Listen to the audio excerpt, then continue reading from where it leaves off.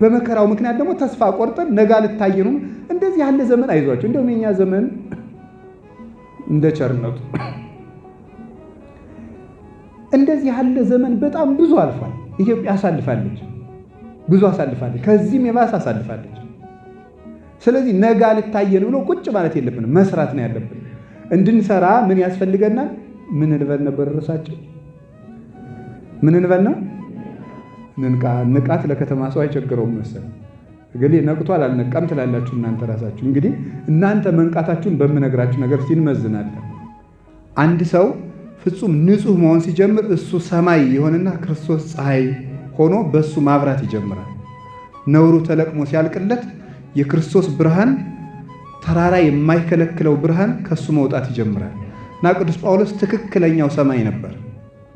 እንደዚህ ያለ ሰማይ ሆኖ ሳለ የአንድ ሰው ነፍስ የሰራተኛ ነፍስ ቆጥሮ ደብዳቤ ጽፏል እና ክርስቲያንነት ማለት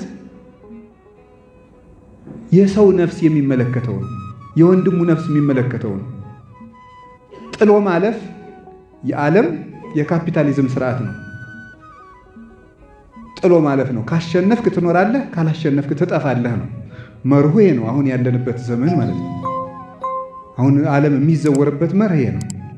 ክርስትና ደግሞ ይዞ መውጣት ነው፣ ብቻን መሮጥ አይደለም። ዘመዶችን ይዘህ እግዚአብሔር ምን ያህል መሐሪ አምላክ እንደሆነ ታስተውላላችሁ። ኖህን ብቻህን ግባ አላለው። ሴቶቹን ልጆቹንና ባሎቻቸውን ይዘህ ግባ ሚስትህን ብሎታል። የሚያስደንቀኝ ግን እኔ አይጥም ይዘህ ግባ ማለቱ። አይጥም ይዘህ ግባ፣ እባብም ይዘህ ግባ፣ ጓጉንቸርም ይዘህ ግባ ምን ማለት ይመስላችኋል? እግዚአብሔር አሁን ኖህን ውጣ ማለት ሲገባው አይጥንም ጉርጥን እየሰበሰብክ ግባ ትል እንዲህ አይገርማችሁ? ጓጉንቸር እየሰበሰበ አይጥ ይሄ ተሳቦ ቀንድ አውጣውን ሁሉ እየሰበሰብክ ይዘህ ግባ። እግዚአብሔር እንኳን ስለ ሰው ስለ ትል እንኳን እንዲመለከተን አድርጎ ነው የፈጠረን። ርህሩህ አድርጎ ለእንስሳት እንኳን እንድናስብ። አባ መቃርስ አንዲት ትል ሳያስባት በእግሩ ተረግጦ አትሙታበት እድሜ ዘመኑን በሙሉ አልቅሶበታል።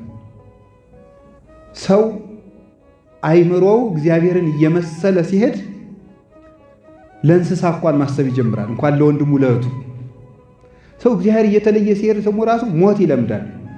አሁን እኛ ሀገር ሞት ተለምዷል። 10 ሰው ሞተ ቀለል ያለ ወሬ ሆኗል። አሁን 20 ሰው ሞተ፣ 50 ሰው ሞተ፣ 40 ሰው ሞተ ቀላል ነው። በእኛ ሀገር እየቀለለ መጥቷል ሞት ማለት። ሞት ለራሳችን አይቀልንም፣ በሰው ስንሰማው ግን ቀላል። እኛ ፈርተን ተጠንቅቀን እንኖራለን። ሰው ሞተ ሲባል ግን አይጨንቀንም። ሰው ተራበ ሲባል፣ ሰው አጣ ሲባል፣ ሰው ታሰረ ሲባል አይደንቀንም። እና ቅዱስ ጳውሎስ እንደዚህ ያለ አባት ነበር፣ የእያንዳንዱ ሕመም የሚሰማው። ሁለተኛ ቆሮንቶስ ምዕራፍ 11 ቁጥር 33 ላይ ሲናገር ታሞ እኔ ያልታመንኩለት ማን ነው ይላል። ታሞ እኔ ያልታመንኩለት ማን ነው ማለት ምን ማለት ነው? ቅዱስ ዮሐንስ አፈወርቅ ሲናገር የጳውሎስን ርኅራኄውን ተመልከት ይላል። እንደው አንዳንድ ጊዜ የምዕመናን ራስ ወዳድነትም ይታየኛል። ራሳቸውን የሚወዱትን ነው፣ እናንተን አላልኩም። ለምንድን ነው ራሳቸውን የሚወዱት እንደዚህ የምላችሁ? ቅዱስ ጳውሎስ አሁን የእያንዳንዱን ነፍስ ለምሳሌ በትዳሩ ችግር የገጠመው ካለ ቅዱስ ጳውሎስ የእነዚያ ሰዎች ሕመም እኩል ውጋት ይሰማዋል። የታመመ ካለ እሱ ይሰማዋል፣ የታሰረ ካለ እሱ ይሰማዋል። እንደዚህ ያለ ልክ በሰዎች ወንበር ተቀምጦ በእያንዳንዱ ሕማም የሚታመም ሰው ነበር ቅዱስ ጳውሎስ። ለታመሙት እንደታመመ ሆንኩላቸው ያለው ለዚህ ነበረ። እና የምዕመናን ራስ ወዳድነት ያልኩት ለምንድን ነው? አንድ ንስሐ አባት 40-50 ንስሐ ልጅ ይይዛል እና 40 ሁሉ የሚያኮርፉት ነገር ነው የሚገርም። አሁን ለኔ እኮ ደውለውልኝ አያውቅም። እሱ አንድ ሚስት ነው መያዝ ያቃተው። ይሄ ሰውዬ 40 ሰው ነው የሚያስተዳድረው። እናንተ አንድ ባል መያዝ አቅቷችሁ ነው 40 ሆናችሁ እኛ ላይ የምታኮርፉት ማለት ነው። እንዲሁ ግርም ነው እኮ የሚያደርግ። መልሶ ማሰብ ሁሉ አይፈልግም። ለእኔ አይደውሉም፣ ለሀብታሞች ነው ለእንትኖች ነው የሚል ሰው በጣም ብዙ ያለ። እንደዚህ ያለ ራስ ወዳድን የሰው ስሜት የማይሰማችሁ የሰው ድካም የማይሰማችሁ የማይደክማችሁ ለራሳችሁ ድካም ብቻ ይገርማ ከንስሐ አባቱ በር ላይ 30 ደቂቃ በመቆሙ አቁርፎ እግዚአብሔር ቤት ተጠቅሎ የሚጠፋ ሰው አለ። እንዴ እሳቸው አያስቡም እንዴ? እኔ ብዙ ስራ ያለው እንደዚህ የሚል ሰው አለ በእውነቱ ማለት ነው። ስለዚህ መጠንቀቅ አለብን። ለራሳችን ማሰብ አለብን። ሰው ለኛ እየኖረ ባይሆን ለራሳችን ማሰብ አለብን። ለራሳችን መሆን አለብን። አንዳንዱ ሰው ስለ ራሱ ጽድቅ እንኳን እንድናባብለው ይፈልጋል። እንድናቀብጣችሁ፣ አይዟችሁ አይዟችሁ እንድንላችሁ፣ እንድናባብላችሁ፣ እሰይ የኔ ልጅ እንድንላችሁ፣ እሰይ የኔ ጌታ፣ እሰይ የኔ እመቤት መባል ነው እኮ የሚቀራችሁ እናንተ ማለት ነው። በቃ እንደው ተለምናችሁ በቃ ይሄ ህዝብ መናቅ የለበትም ተብሎ እኛም አልናቅርም። በእውነቱ ታውቃላችሁ አይደለም?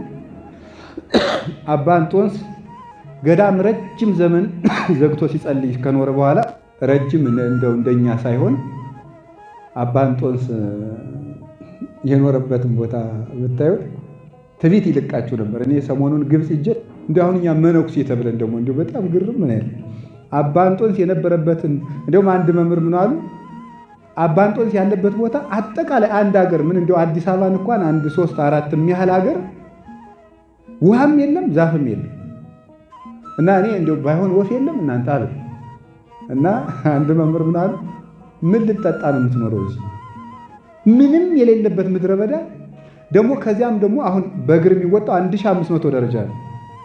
ከዚያ ወጥቶ ዋሻ ውስጥ ነው የተቀመጠው ማለት ነው።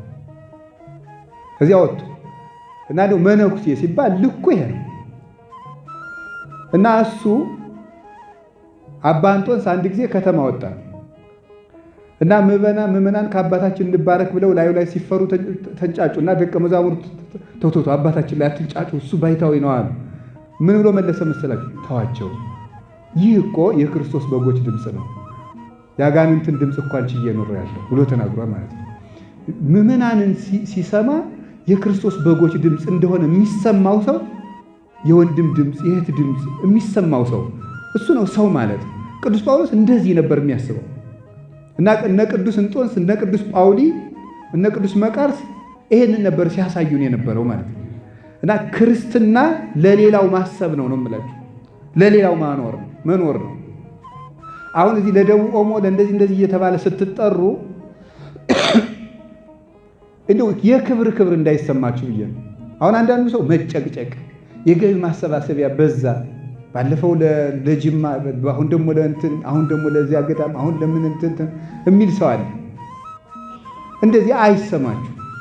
ለወንድም ማሰብ ይሰለቻል፣ ፍቅር ይሰለቻል፣ ርህራሄ ይሰለቻል፣ ምህረት ይሰለቻል። እናንተ ሁልጊዜ ቢሰጧችሁ ትሰለቻላችሁ? አትሰለቹ። ቅዱስ ጳውሎስ እንደዚህ ያለ ነበረ። የተሰሎንቄ ሰዎች እሱ አስተምሯቸው መክሯቸው ከሄደ በኋላ የአላመኑ አይሁዳውያን መጥተው ፈጇቸው በሰይፍ እና ምን አደረጉ? አይ በቃ ዓለም ሊጠፋ ነው፣ ዓለም ሊጠፋ ነው እንግዲህ ስለዚህ ዝም ብለን በቃ አርፈን ቁጭ እንበል።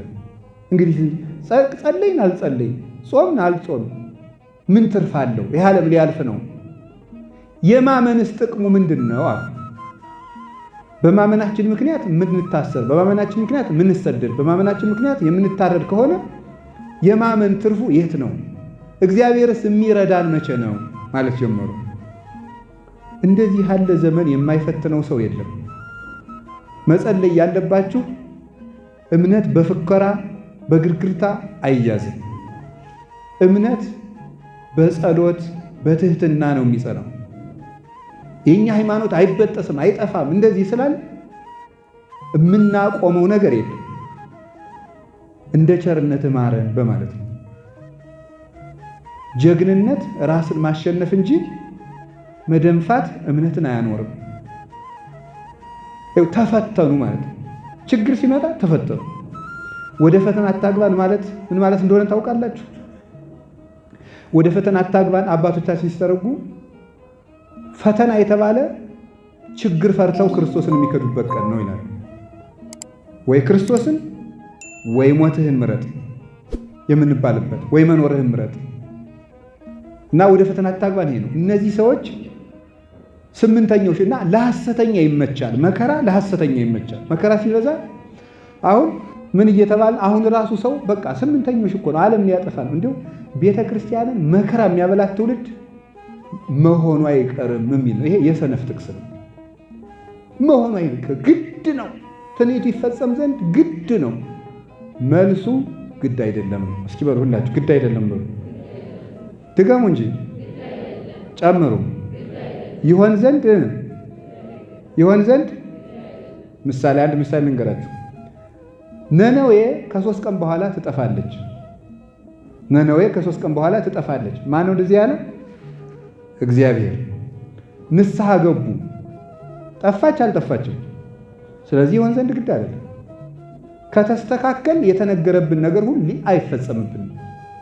ይሆን ዘንድ ግድ ነው። መሆኑ አይቀርም፣ ያው ነው ተነግሮብናል የሚል ሰው አለ። እንደዚህ ያለ ሰነፍ ነው ቤተክርስቲያንን የሚያጠፋት። ሰነፍ መሆኑ አይቀርም። እንደው አንዳንዱ ሰው ደግሞ ተጎልቶ ዝም ብሎ ሰዎች እኮ የሚጫወቱብለት አሁን ይሆን ዘንድ ግድ ነው ስለተባለ ትዝ ይለኛል። እኔ ሁሉ የተናገርኩ ሲሆን ልጅ ሰድቦኛል ሰው በ2013 አካባቢ በ2015 የኢትዮጵያ ትንሣኤ ይሆናል ተባለ። ይኸው 17 ታው ብል ማን ሰምቶኝ አሁን ደግሞ በ2016 ደግሞ ኋላ ምን ማለት ጀመሩ? ባላወቃችሁት መንገድ የኢትዮጵያ ትንሣኤ ሆኗል ተባሉ። ምንድነው ባላወቅነው መንገድ? የኢትዮጵያ ትንሣኤ ምንድነው እስቲ? ወይ ደግሞ የማያውቁት ትንሣኤ ወይ ጥፋትን ትንሣኤ የሚሉ ሰዎች አሉ። የነሱ መነጽር ነኛ መነጽር ወይ ይለያያል ማለት ነው።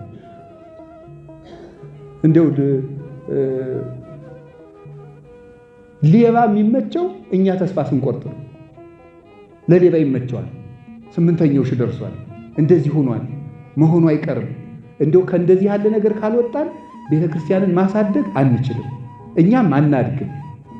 ስለዚህ እግዚአብሔር ቤተሰቦች አንድ የወንድማችን ሕመም የትም ይኑር ሊሰማን ይገባል። በራሳችን ብቻ ጭር ሲልብን ጭር የምንል የሌላው ችግር የማይረዳን የማይሰማን ከሆነ ወይ ደግሞ አእምሯችን ችግር ገጥሞታል ማለት ነው።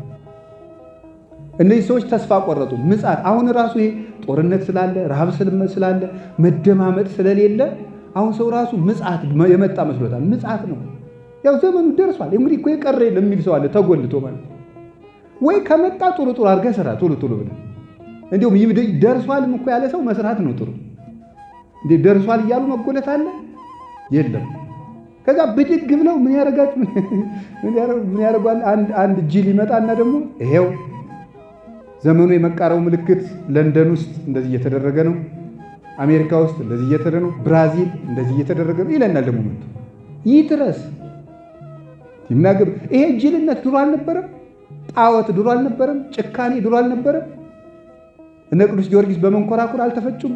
እነ ቅዱስ መርቆሪዎስ በብረት ምጣድ አልተጠበሱም? እነ ቅዱስ ፋሲለደስ በገመድ አልተጎተቱም? ሰሎሞን በመጽሐፈ መክብብ ምዕራፍ 1 ቁጥር 1 ላይ ያለው ይሄንን የሚሆነው የሆነው ነው የሆነውም የሚሆን ነው።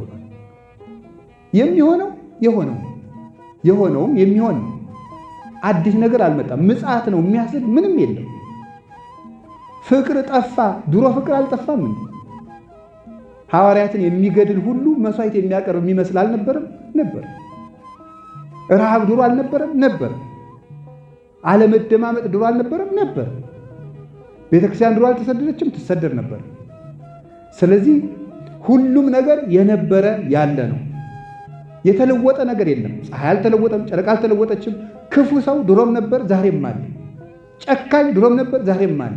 ፍርደ ገምድል ቀድሞም ነበር፣ ዛሬም አለ። ስግብግብ ድሮም ነበር፣ ዛሬም አለ። ዘረኛ ቀድሞም ነበር፣ ዛሬም አለ። አይሁድ ፍጹም ዘረኞች ናቸው። እንዲያውም ልንገራችሁ ምን ብለው እንደሚያስቡ እግዚአብሔር የአብርሃምን ዘር ብቻ ለወገንነት ፈጥሮ ሌላውን ለአይሁድ አገልጋይነት ፈጥሮታል ብለው እኮ ነው የሚያስቡት።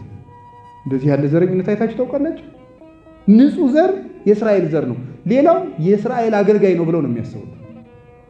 እንደዚህ የሚሉ ዘረኞች ነበሩ።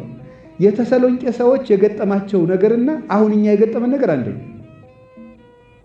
በእምነታቸው ብቻ ግፍ ሲደርስባቸው፣ ሲያጡ፣ ሲቸገሩ፣ ሲያንሱ አይ እንግዲህ ምን ማለት ጀመሩ ማለት ነው።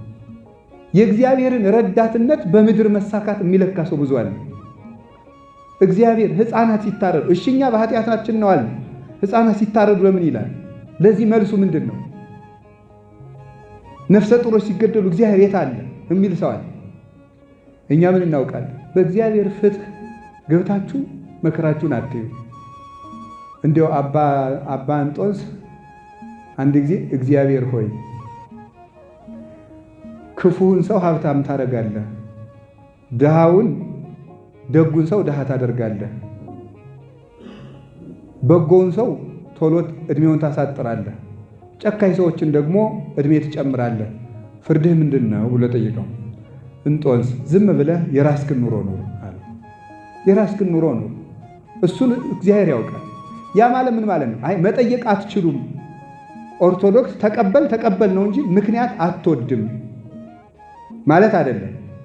አይሆንልህም ነው። የእግዚአብሔርን ፍርድ ካወቅ ወይ ራስህ እግዚአብሔር መሆን አለብህ። እግዚአብሔር ሱፐርናቹራል ፓወር ነው ተብሎ ከተናገረ ከሁሉ ነገር በላይ ከሆነ እግዚአብሔር የሚያደርገውን ሁሉ ማወቅ አለብኝ ካልክ በራሱ ይሄ ይቃረናል። የእግዚአብሔር ከሁሉ በላይ መሆኑ ምን ላይ ነው? እግዚአብሔር የሚያደርገውን ነገር ሁሉ አንተ ካወቅ።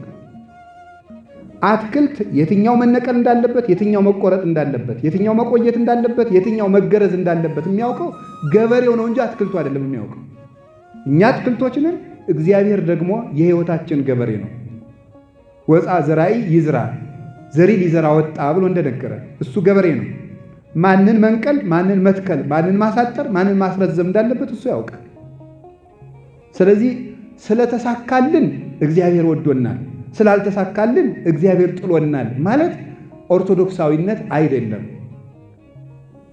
መሳካት የእግዚአብሔር ምልክት። አንዳንድ ሰው አለ አንድ አይገልጠይቃቸው። አንዳንድ ሰው ተሰሙት እንደው በሚዲያ ሁሉ ይነገራል። እግዚአብሔር ባርኮኝ ቀድሶኝ ይሄው 3 ልጆች አሉ፣ 3ቱም አግብተዋል። እግዚአብሔር ባርኮኝ ቀድሶኝ ይሄው 3 ቤት አለኝ። እግዚአብሔር ባርኮኝ ቀድሶኝ ይሄው 2 መኪና ገዝቻለሁ። እግዚአብሔር ባርኮኝ ቀድሶኝ አንዷ ልጅ አሜሪካ ሄዳለች። እግዚአብሔር ባርኮኝ ቀድሶኝ፣ እግዚአብሔር ባርኮኝ ቀድሶኝ ይሄው ጨጓራዬን ያመኛል የሚል ሰው ሰምታችሁ ታውቃላችሁ? የለም። ይሄው ምን ነግራችሁ እኮ እሱ እግዚአብሔር ባረከን የምንለው ምን ሲሆን ነው? እግዚአብሔር ባረከን፣ እግዚአብሔር አከበረን የሚባለው ሲሳካን ስኬት ነው ወይ? የእግዚአብሔር የመሆን ምልክት አይደለም። መራብስ የእግዚአብሔር ምልክት አይደለም። ማጣትስ የእግዚአብሔር ምልክት አይደለም ነው። እንዲያውም እንገራችሁ፣ ልጅ ቁማር እየተጫወተ ሲያስቸግር እናቱ ነግራው አልሰማት ካለ የሚያስፈራራ ልጅ ይላክበታል። የሚያስፈራራ ትልቅ ሰው። እኔም አንድ የሚያስፈራራ ጎረቤት ነበር። ሕፃኑ ሳስቸግር ዋስ አስጠርቶ የሚለቀኝ በጣም ትልቅ ሰውዬ ነበር። ጎረቤት ማለት እሱ መጣ ከተባለ ጭጭርም ነው እና የሚያስፈራራ ጎረቤት ይላክበታል። እና ለምንድን ነው ሲባል እናቲቱ ተው ከነገሌ ጋር ትጫወት ስትለው ሕፃኑ እምቢ ካለ የሚያስፈራሩ ማስክ ያደረጉ ትልልቅ የሆኑ ሰዎች ይሉና አስፈራርተው ወደ እናቱ ቤት ያመጡታል። እናቲቱ ልጇን ማስደንገጥ ፈልጋ ሳይሆን ይላል ቅዱስ ዮሐንስ አፈወርቅ፣ ወደ ቤት እንዲመጣ ፈልጋ ነው። እግዚአብሔር የሚያስጨንቁንን ነገሮች እንዲመጡብን የሚልካቸውና ዝም የሚላቸው ወደ ቤቱ መጥሪያ ነው። ነግሮን ስላልሰማን እንዳንርቅ ፈልጎ ነው። የልጅ ፍቅር ስላለው ነው። አባት ስለሆነ ነው። እናት ስለሆነ ነው። እግዚአብሔር ስለሚያዝንልን ወደ ቤቱ ወደን ስላልመጣን እንድንመጣ የሚያደርጉንን ነገሮች ይፈጥራል። ወደን ስላልሰራን እንድንሰራ የሚያስገድደን ነገር ይፈጥራል። እንደዚያ ከሆነ ደግሞ አሁን ካልሰራን ቤተክርስቲያን አትቀጥልም። ካልሰራን በታሪክ እየቆራን እየተመጻደቅን ግሸን መስቀሉ አለ፣ አክሱም ታቦተ ጽዮን አለች፣ እንደዚህ ምን እንደዚህ እያል ላሊበላ ወደዚህ እያል የሚመጣ ነገር የለም። ታሪክ ተርከን እነዚያ ሰሩበት፣ ጸደቁበት። የምንጸድቀው ስንሰራ ነው። የተሰሎንቄ ሰዎች ተስፋ ቆርጠው ቁጭ ያሉ ናቸው። እንዲያው ቁጭ ዝም ብለው አይ እንግዲህ አምነንስ ሞትን አይደል ምን እናደርጋለን ነው ተጎልተን ይሄንን ለማስተካከል የተጻፈ ነው እና ተስፋው አልደረሰም። የአመፅ ልጅ ሳይገለጥ ክርስቶስ አይመጣም። የዓለም መጥፊያ ገና ነው ነገራችሁ። ሐሳዊ መሲህ ሳይመጣ፣ ሐሳዊ መሲህ ራሱ ሳይመጣ ክርስቶስ አይገለጥም። ይሄን ማወቅ አለባችሁ። ምጽአት አይሆንም። ሐሳዊ መሲህ ደግሞ አሁን በኮሮና ጊዜ ይሄ ማይክሮቺፕስ ነው። እንደዚህ የክትባቱን ማይክሮቺፕስ ሊቀብሩብን ነው አለና ሰው ምን ማለት ጀመረ? 666 ሰይጣን ሊመጣ ነው ተባለ። ሐሳዊ መሲህ መጥቷል። አልመጣም። ለምን? ሐሳዊ መሲህ ሲመጣ አጭበርብሮ በስውር እንደ ፖለቲካ አይደለም የሚሰራው። እኔ ክርስቶስ ነኝ ብሎ ነው የሚመጣው። በቋንቋ እንድትሰማው አድርጎ እኔ ክርስቶስ ነኝ ታምናለህ አታምንም ነው እንጂ እንደዚህ አጭበርብሮ በውስጥ አስቀብሮ ሌላ ቀለም ቀብቶ አይደለም። ራሱ ተናግሮ በቃ ስምህን ጻፍ እዚህ በእኔ ስም እመን ብሎ ተገልጦ ነው። ሳይገልጥ ይህ አይሆንም ብሎ አንደኛ ሐሰተኛ ነቢያትን ለማረም፣ ሁለተኛ በመከራ ምክንያት እጃቸውን አጣጥፈው የተቀመጡትን ክርስቲያኖች አንቅቶ ስራ ለማሰራት የተላከ መልእክት ነው። አሁን እኛም እንደዚህ ነው። ሀገራችን ውስጥ ብዙ መከራ አለ። በመከራው ምክንያት ደግሞ ተስፋ ቆርጠን ነጋ ልታየኑ እንደዚህ ያለ ዘመን አይዟቸው። እንደውም የኛ ዘመን እንደ ቸርነቱ እንደዚህ ያለ ዘመን በጣም ብዙ አልፏል። ኢትዮጵያ አሳልፋለች፣ ብዙ አሳልፋለች፣ ከዚህም የባሰ አሳልፋለች። ስለዚህ ነጋ ልታየን ብሎ ቁጭ ማለት የለብንም፣ መስራት ነው ያለብን። እንድንሰራ ምን ያስፈልገናል? ምን እንበል ነበር ርዕሳቸው? ምን እንበል ነው? ንቃት ለከተማ ሰው አይቸግረውም መሰል። እገሌ ነቅቷል አልነቃም ትላላችሁ እናንተ ራሳችሁ። እንግዲህ እናንተ መንቃታችሁን በምነግራችሁ ነገር ሲንመዝናለን። መንቃት ምንድን ነው? በኦርቶዶክሳዊ እሳቤ መንቃት ምንድን ነው? መንቃት ምንድን ነው ከተባል እንቅልፍ ምንድን ነው? እንቅልፍ በኦርቶዶክስ አስተሳሰብ ወይም ደግሞ ኦርቶዶክሳዊ መጽሐፍ ቅዱሳዊ ሐሳብ የሚታየው እንቅልፍ የሚባሉት ሶስት ነገሮች ናቸው። እንቅልፍ የሚባሉት እነዚህ ምንድን ናቸው? አንደኛው ኃጢአት ነው። እንቅልፍ የሚባለው ኃጢአት እንቅልፍ ነው። ስራ ለመስራት መጀመሪያ ማድረግ ያለብን መንቃት። ኃጢአት እንቅልፍ ነው። የተኛ ሰው ቤቱ ይዘረፋል፣ ቤቱ ይሰረሰራል፣ ሀብቱ ይዘረፋል፣ እሱም ሊገደል ይችላል፣ ቤቱም ሊቃጠል ይችላል። በኃጢአት የተያዘ ሰው ጸጋውን ያጣል። ኃጢአት ማለት ምን ማለት ይመስላችኋል? ኃጢአት ማለት የግዕዝ ቃል ነው። ኃጢአት ኃጣ አጣ፣ ኃጢአት ኃጢኦት ማለት ኃጢአት ኃጢአት ማለት ማጣት ማለት ነው። ማጣት ማለት ነው ኃጢአት ማለት። ሰው ኃጢአት ሲሰራ ማንን ነው የሚያጣው? እግዚአብሔርን ያጣዋል። እግዚአብሔርን ያጣል። እግዚአብሔርን ያህል አባት ገነትን ያጣል፣ ቤተክርስቲያኑን ያጣል፣ ራሱን ያጣል፣ ወዳጅም ያጣል። ገንዘብ ራሱ ኃጢአት ከበዛ አይበረክትም፣ አይቀመጥም። ገንዘብን የሚያጠፋው ኃጢአት ነው። ስለዚህ ኃጢአት ራስን ያሳጣል፣ ጉልበት ያሳጣል፣ ሀብት ያሳጣል፣ ወዳጅ ያሳጣል፣ ቁመናን ያሳጣል፣ አይምሮን ያሳጣል፣ አስተሳሰብን ይነሳል፣ ይጎትታል፣ ተስፋ ያስቆርጣል፣ ነገን ያሳጣል፣ ዓላማ የለሽ ያደርጋል። የምንኖርለት ነገር እንዳይኖረን ያደርጋል። ሰማይ እንዳይታየን ያደርጋል። ኃጢአት የማይጠቅም ገመድ ነው፣ አስሮ የሚይዝ ለጊዜው ደስ የሚል በለስ የተባለ ለዚህ ነው። በለስ ለጊዜው ሲበሉ ይጣፍጣል፣ ቆይቶ ይመራል እንደተባለ ስናስቀድስ ሰምታችኋል። የተቀመጣችሁ ተነሱ ይላል ዲያቆኑ። የተቀመጣችሁ ተነሱ ማለት በኃጢአት አልጋ የተኛችሁ ሰዎች በንስሐ ተነሱ ማለት ነው። ስለዚህ እንንቃ ኢንኑ እንከ ከመ እልኩ፣ እነዚያ እንደተኙት እኛም አንተኛ ይላል ቅዱስ ጳውሎስ። እነዚያ እንደተኙ እኛም አንተኛ። ከኃጢአት መንቃት የሚቻለው በምንድን ነው? አንድ በንስሐ ነው። ንስሐ መግባት ነው። ዛሬውኑ ንስሐ መግባት አለብን። እንደው ኦርቶዶክሳዊነት ክርስቲያንነት ማለት ለሆነች ጉዳይ ተሰብስበው መልሶ ወደ ኃጢአት በሉ። እንግዲህ ቤተክርስቲያን እሑድ ጉባኤ ነበረ፣ ተሰብስበናል። ሰኞ ደግሞ ወደ ኃጢአታችን እንመለሳለን። ደህና ሰንብች። ሌላ ጊዜ ደግሞ ስራ ሲኖር ጥሪኝ የሚባል አይደለም። ገብቶ መቅረት ነው እና ሊበቃን ይገባል። ከሞት ጋር ደግሞ ስምምነት የለንም። እግዚአብሔር መቼ እንደሚጠራን አናውቅም። አሁን ነገ ስንል ኑ ብሎ ድንገት ያነሳናል። መቅረዟን ድንገት እፍ ብሎ ያጠፋታል። ስለዚህ ንስሐ መግባት አለብን ሁላችንም። ለነገ የምናቆየው የኃጢአት ጥሪት መኖር የለበትም። እግዚአብሔር ደግሞ ይኸውላችሁ ብዙ ቸርነት አድርጎልናል። 3 ትልልቅ ቸርነቶችን ግን አድርጎልናል። የመጀመሪያው በመልኩ መፍጠሩ ነው።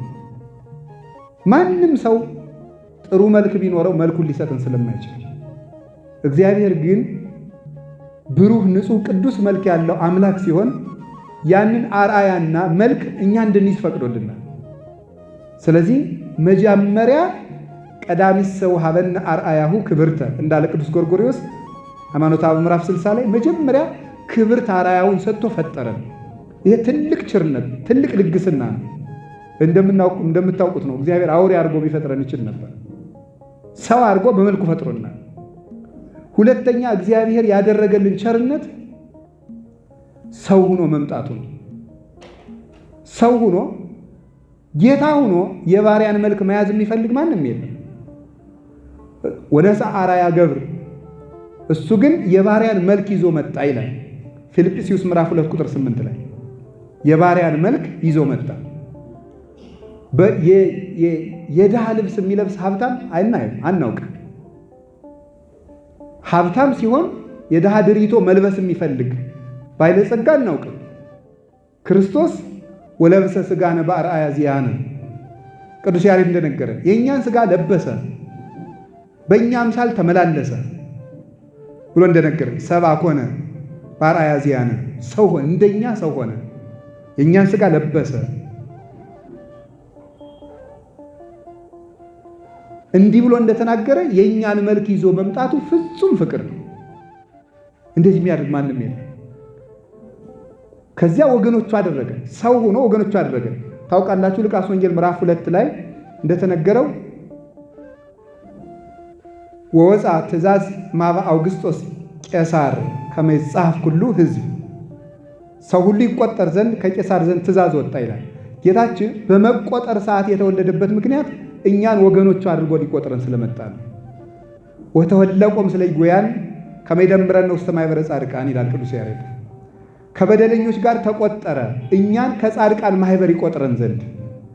ስለዚህ ወገኖቹ አድርጎ ቆጠረን። አሁን እኛ ሁላችን የክርስቶስ ማኅበርተኞች ነን። እናንተ ተቆጥራችኋል። እንዴት አድርጎ እንደቆጠረን ሲነግረን ማቴዎስ 10 ላይ ወለክሙሰ ስዕርተ ርእስክሙኒ ሁሉ ቁቱ፣ የእናንተ የራስ ፀጉራችሁ እንኳን የተቆጠረ ነው ይላል። የሰማይ አባታችሁ ሳያውቅ ከራስ ፀጉራችሁ አንዲቱ አትወድቅም ይላል። ያ ማለት ማለት እንኳን ለነፍሳችን ፀጉራችንን ሳይቀር ደም ከፍሎላታል ክርስቶስ። እንዲህ አድርጎ ክብር የሰጠናል። ለራስ ፀጉራችን ለእግር ጥፍራችን ዋጋ ከፍሎበታል። እና እንደዚህ አድርጎ ወገኖቹ አድርጎ ቆጠረ። ልጅ ሆን ባሪያ መሆን እንኳን ሰው እስከ የት ወርዶ እንደነበረ ተመልከቱ።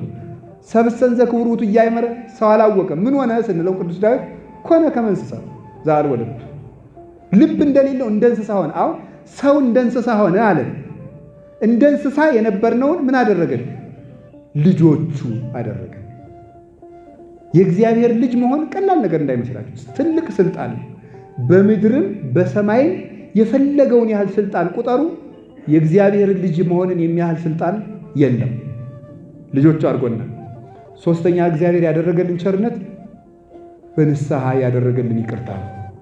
እንግዲህ በአርአያዬ በአምሳሌ ፈጥሬያችኋለሁ፣ እሱን ተዋችሁት፣ እኔ ደግሞ የእናንተን ሥጋ ለብሼ ላድናችሁ መጣሁ፣ አዳንኳችሁ፣ ሳይገባችሁ በጥምቀት ልጅ አደረግኳችሁ። እንግዲህ ይህን ሁሉ ካደረጋችሁ እሳት ይብላችሁ ሳይል አርሃ ወለነ ውሃተ ንስሐ፣ የንስሐ በርን ከፈተልን ይላል ቅዱስ ጎርጎርዮስ። የንስሐ በር ከፈተልን። አድፈን ብንመጣ የምንነጻበት፣ ደክመን ብንመጣ የምንበረታበት፣ ሙተን ብንመጣ ሕያው የምንሆንበትን፣ ተርበን ብንመጣ የምንጠግብበትን፣ ተራቁተን ብንመጣ የምንለብስበትን ሉቃስ 15 ላይ እንደተጻፈ ለዚህ ለጠፋው ልጄ ከሁሉ የሚሻል ልብስ አልብሱት ብሏል። ከሁሉ የሚሻል ልብስ አልብሱት ያለው የእሱ የብርሃን ልብስ ነው። ይሄንን ክርስቶስ አድርጎልናል። አሁን ይሄንን ንስሐ ሰጥቶ በንስሐ እንግዲህ ሰው የሚረባ የሚጠቅም እንዲሆን በድሎ ሳለ ያልበደሉትን መሆን እንዲችል ይሄንን ጸጋ ሰጥቶናል። ይሄንን መቼ ይዘጋዋል? ሲመጣ ይዘጋዋል። ሰዎቹ መብራት ሊገዙ ይዘው ተመልሰው ሲመጡ፣ ዘይት ሊገዙ ሂደው ሲመለሱ በሩ ተዘግቷል። ተከፍቶ አሁን ጌታ ሲጠመቅ ቅዱስ ማቴዎስ ምዕራፍ 3 ላይ እንደጻፈው የሰማይ ደጅ ተከፈተ ያለው ያቺ የቸርነት በር ናት። እሷን እንግዲህ እንንገባባት ከፍቷታል። የሚዘጋበት ጊዜ አለ እና አሁን ወገኖቼ አሁን እዚህ ስለመጣችሁ ለቤተ ክርስቲያን ውለታ እንደዋላችሁ አትቁጠሩት። ይልቁንስ ወደ ንስሐ እዚህ አዳራሽ እንደገባችሁ ወደ ንስሐ በር ግቡ። አንዱ ንቃት ማለት ይሄ ነው። በዚህ የነቃ ሰው ነው ስራ የሚሰራ። ኃጢአት ያደነዘዘው ሰው ምንም አይሰማው፣ ተመስጦው ሌላ ነው። አያደንቅ፣ አይሰቀቅ፣ አይጠነቀቅ። በቃ ተጎልቶ ዝም ብሎ እድሜውን መፍጀት። መደንዘዝ ለቤተ ክርስቲያን አሁን ሰይጣን ከሚጎዳት በላይ እየጎዳን ያለ የልጆቿ መደንዘዝ ነው። የሚያነቃን ደግሞ ንስሐ ነው፣ ሆይ ሆይታ አይደለም። እንንቃ እና ምናደርግ እንደራጅ በማህበር እንደዚህ የሚባል ሆይ ሆይታ አይደለም ለውጥ የሚያመጣው። ከውስጥ የመነጨ ንስሐ ነው። ሰውን የሚያነቃው ንስሐ እንጂ ግርግርታ አይደለም፣ ፉከራ አይደለም። ከልቤ ነው የምነግራችሁ። እንናዳለን ነው የምላችሁ። ይሄ ዝም ብሎ የጥምቀት ጸበሉ የኛ ያንተ ሆኖ የሚቀጥል ይመስላል።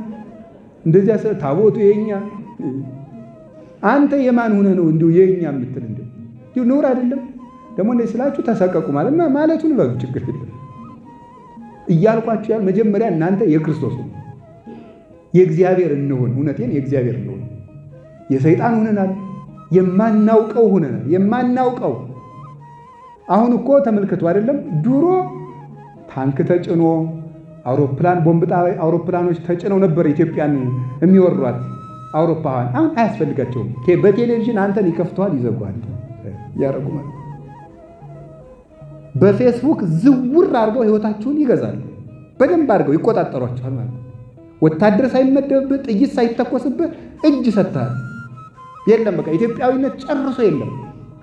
ደግሞ እንደዚያ ስንል ኧረ እኔ ራሴን የማውቅ ሰው ይላል። ደግሞ ሲጠየቅ ሰው እኔ ራሴን አውቃለሁ ነው። ይሁንላችሁ መቼስ ሰው ለክብሩ ነው የሚኖረው እና ብንስተካከል ጥሩ ነው። በታምር እግዚአብሔር እንዲሁ ዝም ብሎ ኮሽ ባለ ቁጥር እንዲህ ያለ አባት አሉ፣ እንደዚህ ያለ ገዳም ክርስትና እጃችን ውስጥ ያለ ነገር ነው።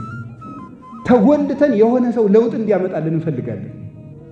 ራሳችን ተጎልተን ኃጢአታችን እየሰራን በለመድነው ኃጢአት እየተንከባለን የሆኑ ሰዎች ብቻ ተደራጅተው ለውጥ እንዲያመጡልን እንፈልጋለን። ምንም ይመጣ የለም። የሚመጣው ራሳችን ስንሰራ እና ንቁ። እውነቴን ነው። ተስፋ አለን።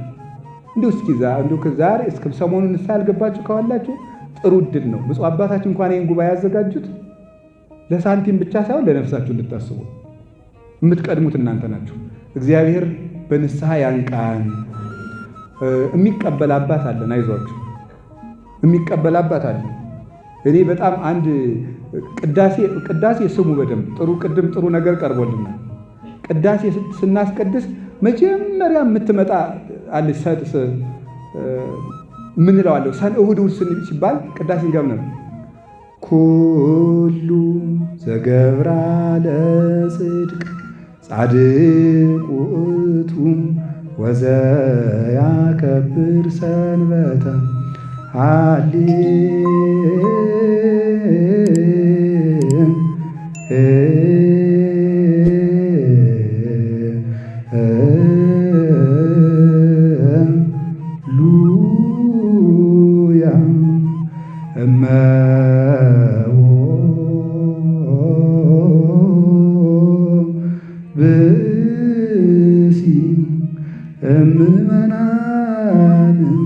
ዘቦአ ቤተ ክርስቲያን በጊዜ ቅዳሴው ይሰማ መጻሕፍተ ቅዱሳት ወይትአገሰ እስከ ይፈጽሙ ጸሎተ ወቅዳሴ ወይተመጠው ቁርባን ይሰድን ቤተ ክርስቲያን ስንል ምንድናል?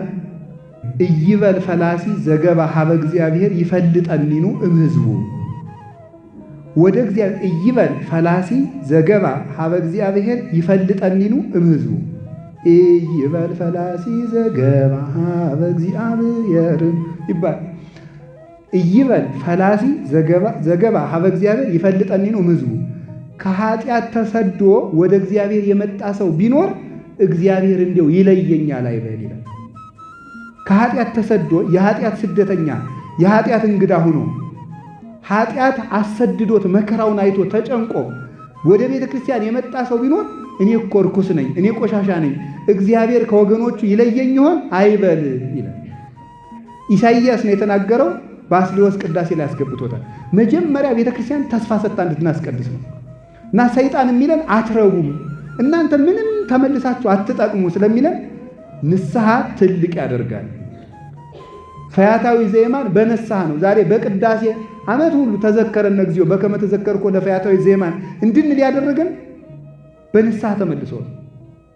ቅዳሴ ላይ የክርስቶስ ሥጋና ደም በሚፈተትበት ጊዜ ስሙ እንዲነሳ ያደረገው ንስሐ ነው። ንስሐ ሰውን ትልቅ ያደርጋል እና በንስሐ እንንቃ። ሁለተኛው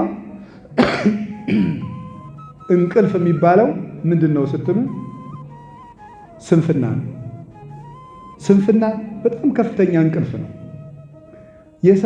የሰነፍ ሰዎችን ምልክት ልንገራችሁ። የሰነፍ ሰው ምልክቱ ሰነፍ ሰው ምክንያቱ ብዙ ነው። አሁን ስሩ ሲባል ለምሳሌ ምክንያት ልንገራችሁ። ምክንያት ስሩ ከዛ ምክንያት ልንገራችሁ። የጦርነት ወቅት እንቀጥል።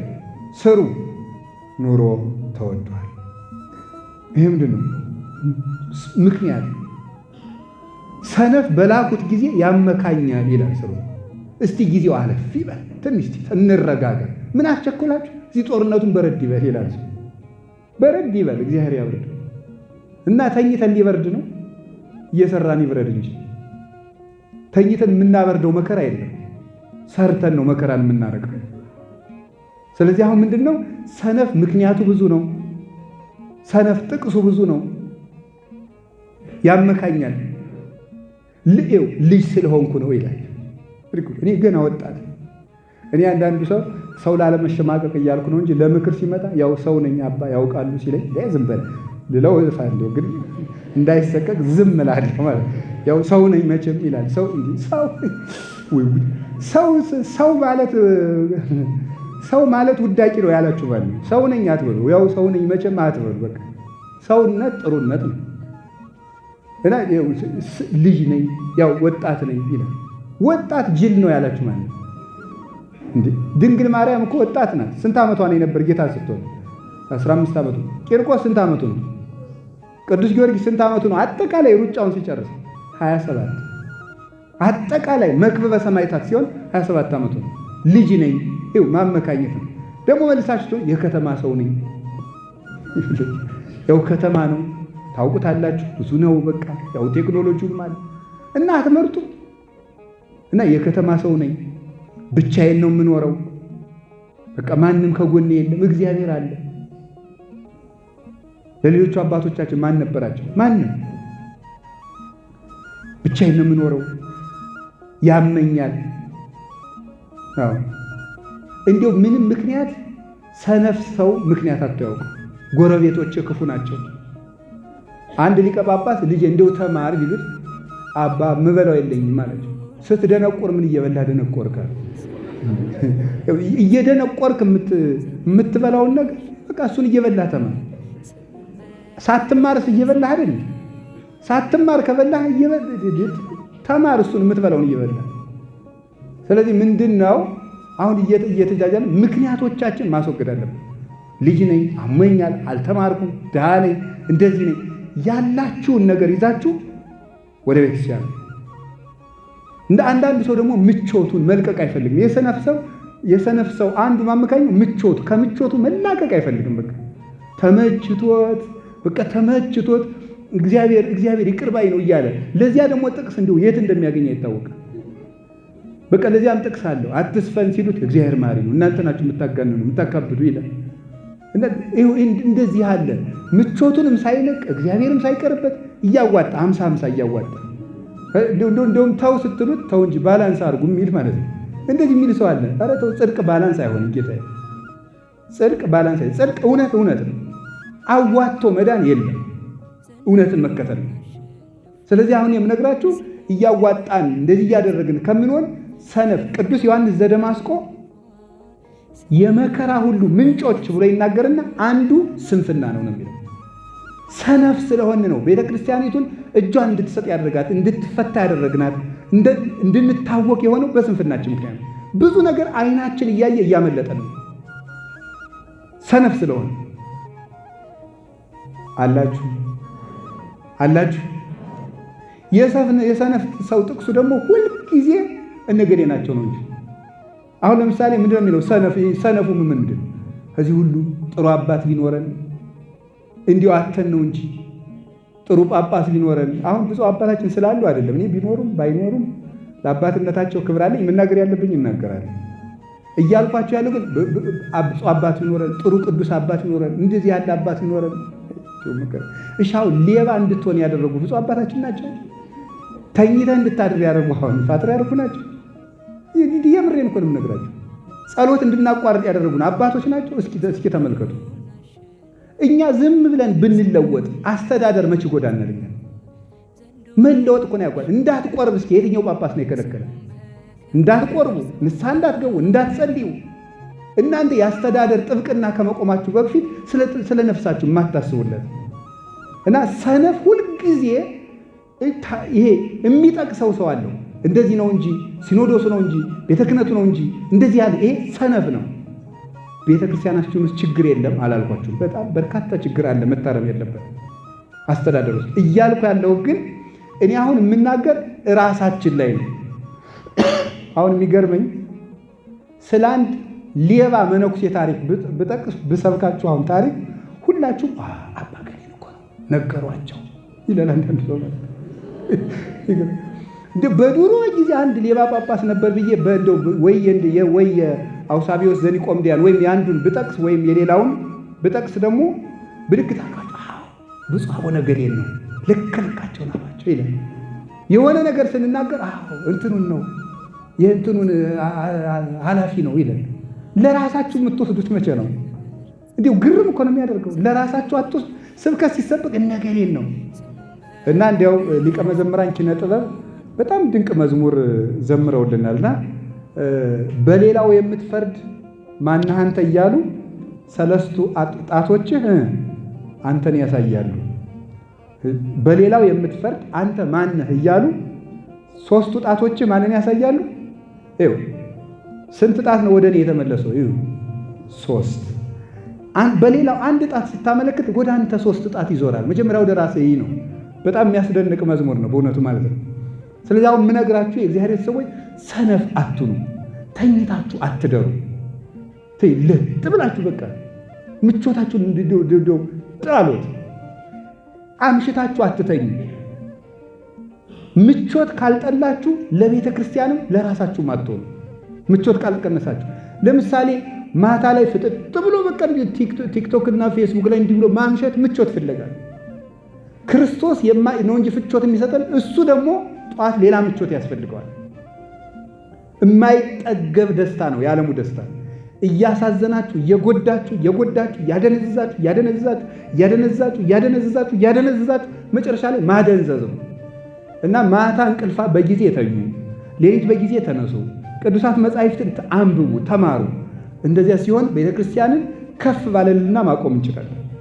የምትሰጡት እንዳታጡ ስሩ። ሁላችሁ ከቃሉ ጋር ናችሁ። እግዚአብሔር ከሁላችን ጋር። የመጨረሻው የሚያነቅ መንቃት የሚገባል እንግዲህ አሁን ሰነፍ አትሆኑም ሁላችሁም። አሁን ለምሳሌ ስታነቡ መጽሐፍ ማንበብ ስታነቡ ተኝቶ የሚያነብሰዋል። እንደዚህ መተኛት አቅዳችሁ ነው ማለት ነው። በቃ እንደው ልፍስፍስ ያለ የሆነ ሰው አለ። በቃ እንደው ገና በ20 ምናምን ዓመታችሁ እግሬን ያዙኝ ወገቤን ደግፉልኝ የሚል ሰው በዚህ የሶፋው መደገፊያ እዚህ ላይ ወገብ ላይ ተደርጎ ምናምን እንደዚህ ያለ ያቀማመጥ ስርዓታችሁን የመኝታ ስርዓታችሁን ካላስተካከላችሁ ተኝታችሁ እያነበባችሁ በየት ነው ለውጥ የሚመጣው? ስለዚህ አንዱ ስንፍናችን ማስወገድ ነው። ሶስተኛው እና የመጨረሻ ነው ካለማወቅ ነው መንቃት ያለብን። ከቃሉ ጋር ናችሁን? ከምንድን ነው ያልኳችሁ? ምን አላችሁኝ? ካለማወቅ መንቃት አለብን። ቅዱስ ዮሐንስ አፈወርቅ ድርሳን 34 ላይ እስመ ተኃጥኦ ሊቅ ግብር እኩይ ውእቱ ወጥንት ለሁሉ ሀከክ ይላል። የመምህር መታጣት እጅግ ጎጂ ተግባር ነው ይላል። የመምህር መታጣት፣ የእውቀት ማጣት የሁከት ሁሉ ምንጭ ነው ይላል። የምን ሁሉ ምንጭ ነው? የሁከት ሁሉ ምንጭ አለማወቅ። የማያውቅ ሰው የሚያደርገውን አያውቅ። እስኪ ጌታ ሲሰቅሉት ምንድን ያደርገው? የሚያደርጉትን አያውቁምና በሉት እስኪ የመጀመሪያውን ጀምራችሁ በሉት።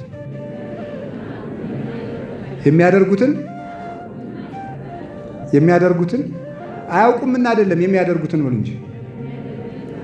ይኸው አለማወቅ ማንን እንኳን ያስደፍራል? እግዚአብሔርን እንኳን እንድንደፍር ያደርጋል አለማወቅ። ሶበሰ አይመርዎ እሚሰቀልዎ ለእግዚአብሔር ስብሐት፣ ቢያውቁትስ ኑሮ የክብርን ባለቤት ባልሰቀሉት ነበር አለ ቅዱስ ጳውሎስ። ስለዚህ ሰው ካላወቀ እንኳን ሰውን እግዚአብሔርን ይደፍራል። ደፋር የሚያደርግ አለማወቅ ነው። ስለ እግዚአብሔር ቤተሰቦች አሁን ልክ የደቡብ ኦሞ ሀገረ ስብከት ሰብስቦናል። አንድ በንስሐ እንድትነቁ ለሀገረ ስብከቱ መስራት ከፈልጋችሁ፣ ለቤተ ክርስቲያን እንድትሆኑ ከፈልጋችሁ አንድ ይሄን ምክንያት አድርጋችሁ ከዛሬ ጀምራችሁ የደቡብ ሀገረ ስብከት የደቡብ ኦሞ ሀገረ ስብከት ጠርቶኛል፣ በንስሐ መንቃት አለብኝ፣ ቤተ ክርስቲያንን መጥቀም አለብኝ፣ ሰነፍ መሆን የለብኝም፣ ሰርቼ ለዚህ ሀገረ ስብከት እሰጣለሁ በሉ እስኪ። ሶስተኛ ደግሞ ምን ሆን አለባችሁ በሉ እንጂ ጠፋኝ። ሶስተኛው መንቃት። ሶስተኛው እንቅልፍ ድንቁርና ነው። መንቃት ያለብን ደግሞ በእውቀት ነው። ምን ማወቅ አለባችሁ? ሃይማኖት ማወቅ አለባችሁ። እግዚአብሔር ማን ነው ማወቅ አለባችሁ። ክርስቶስ ማን ነው ማወቅ አለባችሁ። እስኪ ይህን ጥያቄ እንግዲህ ሰጥቻችኋለሁ። እስከ ዛሬ 3 ወር እስኪ አውቃችሁ እንድትማሩ ቢያንስ እግዚአብሔር ማን ነው? እስኪ እግዚአብሔር ማን ነው በሉ። በቃ ሰጠኋችሁ እንግዲህ እንድታውቁ። ሁለተኛ ክርስቶስ ማን ነው? እንዴ ክርስቶስና እግዚአብሔር ላይ ያሉ ከሶስቱ አካል እግዚአብሔር የሶስቱ ስም ነው። አንሰ ሶበቤ እግዚአብሔር ትምህርቱን ተናገርኩት። አንሰ ሶበቤ እግዚአብሔር በእብል በእንተ አብ ወልድ መንፈስ ቅዱስ። እኔ እግዚአብሔር ባልኩ ጊዜ ስለ አብ ስለ ወልድ ስለ መንፈስ ቅዱስ ነው መማር አለባቸው። ክርስቶስ ማን ነው? አሁን በክርስትና ስም ብቻ ወደ 39,000 ዲኖሚኔሽንስ አሉ። ክርስቶስ በሚል ስም ብቻ ነው በዓለም ላይ። ታዲያ የማን ክርስቶስ ነው ትክክል? የኛ ክርስቶስ ነው ትክክል። ለምን? እንዴት ሆነ? ተማሩ። ቁርባን ምንድን ነው? ስርዓት ምንድን ነው?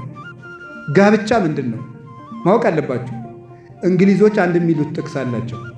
የማታውቀውን ነገር የኔ ማለት አትችልም ይላል። እስኪ በሉ እስኪ በሉ ንገሩኝ እንጂ ተናገሩ። የማታውቀውን ነገር ድገሙት። የማታውቀውን ነገር የኔ ማለት አትችልም። ካላወቀው የኔ ነው ብለህ መከራከር አትችልም። በቃ አሁን ነገ በቃ ይሄ ለምሳሌ ደቡብ ኦሞ ውስጥ ስንት ገዳም አለ ሰምታችኋል። እዚያ ውስጥ ያሉትን ነገሮች ይሄችን ቤተክርስቲያን የምንረከብ እኛ ነን። እንግዲህ ለልጆቻችን ቆጥረ ምን እየተደረገ ነው? ስንት ገዳም እየተገደመ ነው? ስንት አብነት ትምህርት ቤት አለ? ስንት ምዕመናን ተጠመቁ? ስንት አለ? ካላወቃችሁት ነገ እነዚያ ሌላ አውሬ ቢወስዳቸው የኛ ነው ማለት አንችልም። መረጃ ይኑራችሁ ስለ ቤተክርስቲያን። ሳንቲም ከመስጠታችሁ ምን እየተደረገ ነው እስቲ ወቁ። በምስራቅ ምን አለ? በምዕራብ ምን አለ? በሰሜን ምን አለ? በደቡብ ምን አለ? ንቃት የሚለው ትጋት የሚል ትርጉም አለው። ትጋት የሚለውን ከብፁዕ አባታችን ፊት ስለጠቀሱ ያርሙኛል። ዋችፉልነስ ማለት ነው። ዋችፉልነስ ማለት ሊቪንግ አቴንቲቭሊ ማለት ነው። ነቅቶ መኖር ማለት ነው። ነቅቶ መኖር ፍጹም በቃ ይሄ መንቃት ልንገራችሁ። ይኸው ለምሳሌ ተመርቃችሁ እንደወጣችሁ ማስታወቂያ ሲወጣ የነበራችሁትን እሱ ነው ንቃት። ንቃት ማለት እሱ ነው። በቃ አቴንቲቭ ናቸው። የት ወጣ? አርባ ምንጭ ነው የምትሉት ማለት ነው። እንደሱ ነቅታችሁ የቤተ ክርስቲያንን አካሏን ጠብቁ። ነቅቶ መጠበቅ ነው። ወይም ደግሞ ነገ ሌባ ይመጣል፣ ሰሞኑን ሌባ አለ፣ ቤታችሁን ነቅታችሁ ጠብቁ ሲባል ነቅተ ቁጭ እንደምትለው ነው።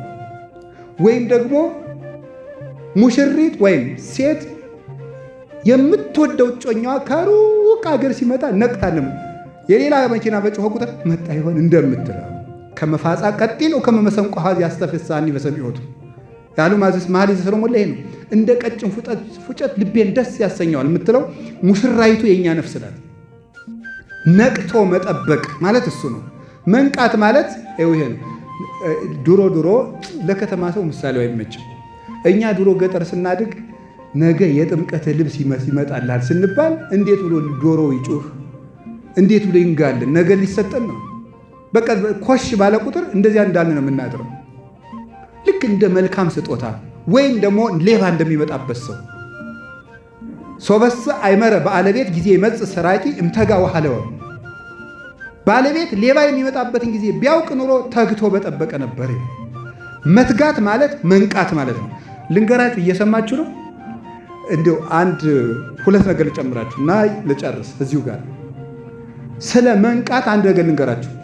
ብዙ ጊዜ ለመለወጥ እናቅዳለን፣ ለምን አይሳካልን ነው። አሁን በለመድነው ኃጢአት ሁሉ መላሰን እንወድቅበታለን። ለምንድን ነው ካላችሁ፣ ንቃት ስለሌለን ነው። ንቃት ማለት ሰይጣን ቀድሞ በጣለን ነገር ሊጥለን ሲል ምክንያቶቹን ነቅተን መከታተል ማለት ነው። እሱን ማለት ነው። ምን ማለት እንደሆነ እንገራችሁ። ከቃሉ ጋር ናችሁ። ለምሳሌ አንዲት ሴት በዝሙት ደጋግማ የወደቀች ብትሆን እንዴት መንቃት እንዳለባት ልንገራችሁ። አንድ የሥራ ባልደረባዋ እንዲህ ይላታል፣ ዛሬ በጋራ የምናዘጋጀው ሪፖርት አለ ይላታል። ስንት ሰዓት እንገናኝ? ከምሽቱ 1 ሰዓት ነው የሚመች፣ ቀን ብዙ ስራ አለኝ አላት። ኖ እዚህ ላይ ነው መንቃት የሚያስፈልገው። 1 ሰዓት ካለ ሪፖርቱ 4 ሰዓት ቢፈጅ እስከ ስንት ሰዓት ሊቆይ ነው ከቤት? 4 ሰዓት ላይ እራት ቀምሰ ሄድ ቢባል እስኪ በሉ ስንት ይፈጃል? 5 ሻይ ላፍላለ ቢባል 6። እዚህ በኋላ ምን ይሆናል? አልናገርም። መንቃት ማለት ምን ማለት ነው? መጀመሪያ ነገሮቹ ነገር ሊጀምሩ ሲሉ መከታተል ነው። መጀመሪያ ምክንያቶቹን ነው። ተዓቀብ እምንውሳት ከመ ኢትደቅ በአብያት፣ በታላላቆቹ እንዳትወድቅ መጀመሪያ ከጥቃቅኑ ተጠንቀቅ ይላል መጽሐፈ መነኮሳት። እና መጠንቀቅ ማለት መጀመሪያ በለመድነው ነገር የሚከፍታቸውን በሮች ሰይጣንን እነሱን ነው ማየት። ኃጢአቱ ከደረሰ በኋላ ከመታገል መጀመሪያ ሊመጣ ሲል በር መዝጋት ነው። መንቃት ማለት ይሄ ነው። አላችሁን? ሌላው መትጋት ማለት ማዘውተር ማለት ነው። እስኪ ማዘውተር በሉ፣ ማዘውተር በሉ። እስኪ ካሁን በፊት የገቢ ማሰባሰቢያ ላይ ተገኝታችሁ የምታውቁ ሌላ ቦታ እጃችሁን አውጡ እንጂ በደንብ ከፍ አድርጋችሁ። ካሁን በፊት እኔ አልተገኘውም ለካ። እሺ፣ እግዚአብሔር ይስጥልን። ስለዚህ እንንቃ በሉ እስቲ። መንቃት ማለት መትጋት ማለት ነው። እንግዲያው ምን ማለት ነው? መትጋት ማለት ደግሞ ማዘውተር ነው። እስኪ አንድ ጥያቄ ልጠይቃችሁ። ወታደር ስፖርት ይሰራል። 5 ዓመት ስፖርት ሰርቶ 15 ዓመት ቢተኛ ወታደር መሆን ይችላል አይችልም? ስፖርት 4 ቀን ሰርታችሁ ብትተውት ምን ይሆናል? ስትራፖ ነው የሚሆነው። ስለዚህ ምን ማለት ነው? ማዘውተር። እስኪ ማዘውተር በሉ። ጂም በአማርኛ ምንድን ነው? የአካል እንቅስቃሴ ማለት ነው አይደል? ፍቹ ኮንቴክስቹዋል ነው ወይስ ቃል በቃል ነው? በቃ ተውትሽ። እሺ፣ የጂም ቦታ ምንድን ነው? የስፖርት ማዘውተሪያ። እስኪ የስፖርት ማዘውተሪያ በሉ። ማዘውተሪያ ነው። ለምንድን ማዘውተሪያ የተባለው? በራሱ ተርሙ ማዘውተሪያ የተባለው ለምንድን ነው? አንድ ነገር ሲደጋገም ነው ጠባይ መሆን የሚችለው። ስለዚህ ሁልጊዜ ለዚህ ነው ቅዱስ ጳውሎስ መልካም ስራዎችን ለመስራት አንታክት የሚለው። አምና ሰጠን፣ ዘንድሮ ሰጠን፣ እንዴት ሰጠን አትበሉ። እስኪ አምና በሉ፣ አምና በላሁ በሉ፣ የዛሬ 10 ዓመት በላሁ በሉ፣ የዛሬ 20 ዓመት በላሁ በሉ፣ የዛሬ 30 ዓመት በላሁ። አይ እንግዲህ ሲብቃኝ በሉ እስኪ። አይ ተበላላችሁ አሁን ሂዳችሁ።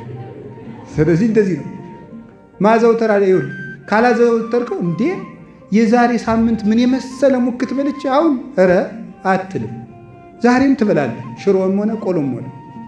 ስለዚህ ሁልጊዜ በጎ ስራን አድርጉ። በጎ ስራ ስለተጀመረ ብቻ ሳይሆን ስለተዘወተረ ብቻ ሳይሆን ስለተፈጸመ ነው የሚያድነው። እና የእግዚአብሔር ቤተሰቦች መልካም ነገርን አክሊል እንዲያሰጣችሁ ከፈለጋችሁ አዘውትሩት። ጸሎት ለምሳሌ ሳምንት በወኔ የጸለያችሁ አትተውት። ጸሎቱ መብዛቱ ሳይሆን መዘውተሩ ነው። ባይገባችሁም አዘውትሩት።